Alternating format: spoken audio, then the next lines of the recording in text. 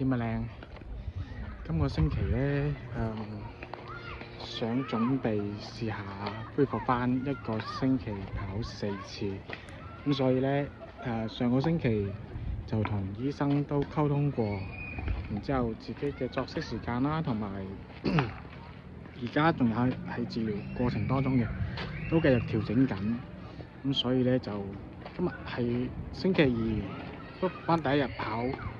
配速同埋時間都有所調整嘅，但係整體感覺跑落嚟舒服㗎，人係舒服啲嘅。咁希望新嘗試有好嘅效果啦。主要係而家隻腳咧足底筋膜炎嘅情況咧，應該係向好嘅方面發展㗎啦。咁剛才或者係從上個星期到而家大部分係慢跑、有氧跑嘅情況下咧，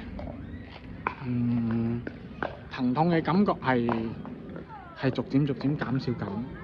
咁你話仲需要幾耐啊？真係唔清楚。我見網上邊好多人都講咧，可能1到3個月之間。咁我而家前後都個半月左右啦。咁如果可能係真係年紀大嘅關係啦，可能需要3個月嘅時間。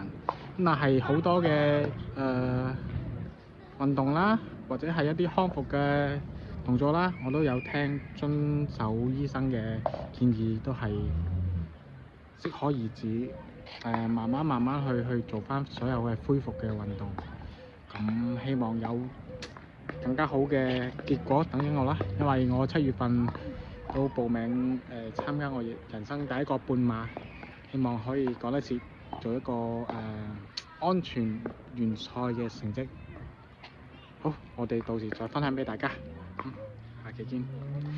仲有我而家咧就因為而家咧我就重新再開多咗個 channel， 係關於我平時一啲生活嘅感覺啊或者分享嘅，叫做街口士多。